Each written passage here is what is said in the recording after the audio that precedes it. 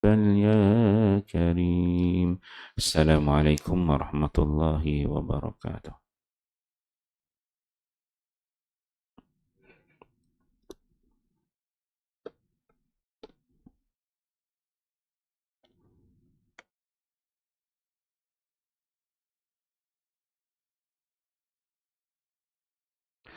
Kalimah tayyibah, beriman kepada perkara ghaib. Ayat Al-Quran ke-6.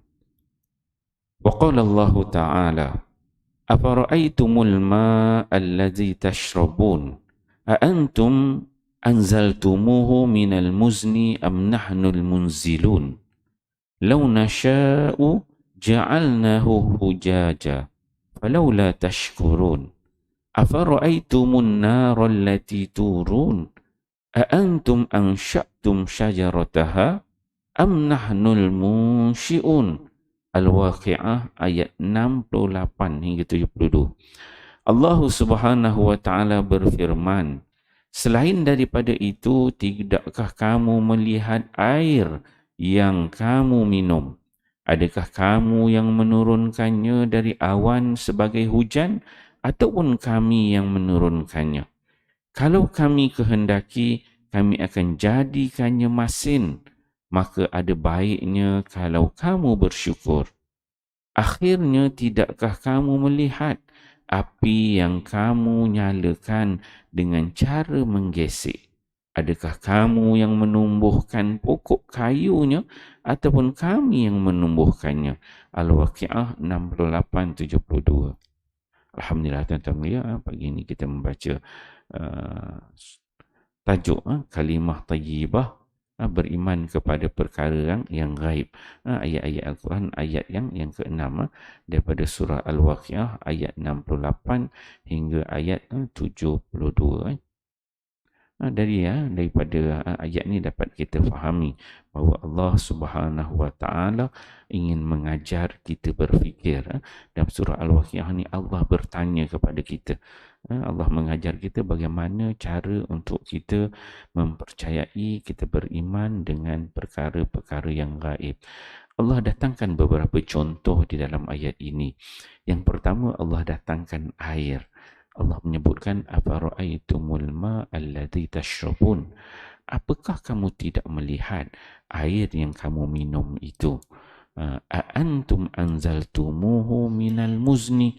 Adakah kamu yang menurunkan air itu daripada awan? Am nahnul munzilun, atau kami yang menurunkannya? Jadi seharian kita minum air. Air yang ada tu kita minum. Pernahkah kita terfikir bahawa air yang kita minum itu, air itu turun daripada awan? Sengaja dia turun ataupun ada kuasa yang menurunkannya daripada awan? Tentunya ada kuasa yang amat berkuasa yang menurunkannya daripada awan, yang menyebabkan kita boleh menikmati air itu untuk diminum. Mustahil air itu tiba-tiba ada sahaja. Tetapi air itu ada dengan kuasa Allah Subhanahu wa taala menurunkannya daripada langit. Bukan tiba-tiba ada kuasa yang menurun dan kita menikmati nikmat tersebut. Dan apabila air itu turun dalam keadaan yang bersih, dalam keadaan yang suci, kita boleh terus minum. Allah tanya lagi, Allah provoke kita lagi. Allah provoke kita. Apa Allah Ta'ala kata supaya kita ini boleh berfikir? Allah Ta'ala kata, law nasha'u ja'alnahu ujaja.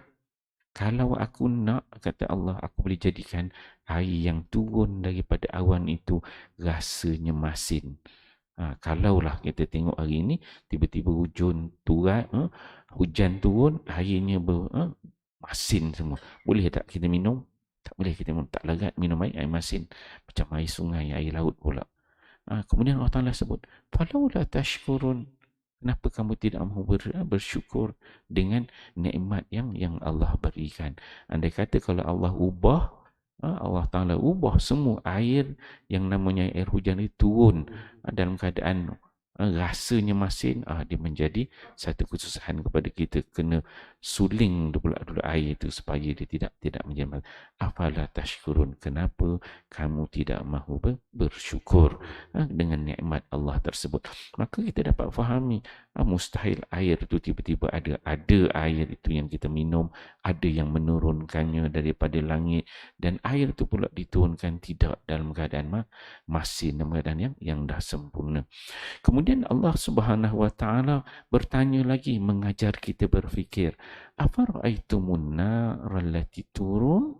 Adakah kamu tidak melihat bagaimana nyalaan api yang kamu nyalakan itu, bagaimana dia boleh menyala? Satu benda yang tak logik. Kita gesek-gesek, gosok-gosok kertas, tiba-tiba keluar api. Siapanya sebenarnya yang menyalakan api itu? Adakah boleh gosok-gosok je dia keluar api?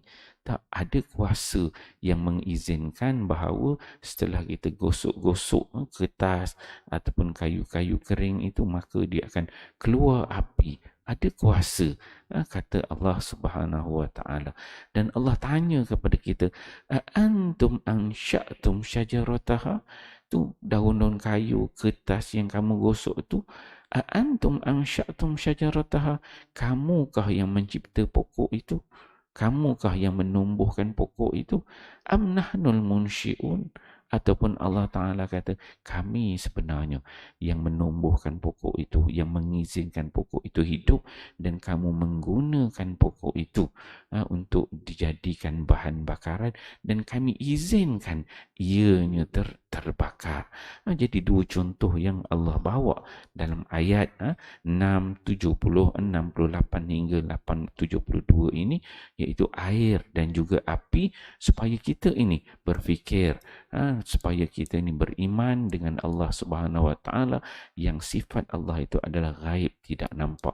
Dengan kita melihat kebesaran Allah menciptakan air, Allah menciptakan api, maka sudah pasti ada penciptanya, ada kuasa yang begitu agung, iaitu Allah Subhanahu Wa Taala.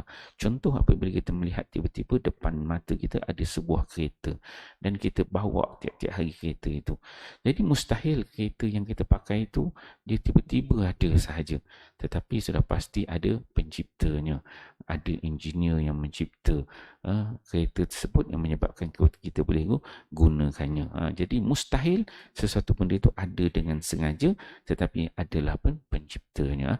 InsyaAllah bila kita baca ayat ini, surah Waqiah ini, kita dapat memahami bagaimana untuk kita beriman kepada Allah Subhanahu Wa Taala dengan melihat kekuasaan Allah, ciptaan-ciptaan Allah. Dengan demikian akan lahir dah dalam hati kita perasaan beriman, dan Allah ajar kita supaya kita gunakan otak kita untuk kita berfikir.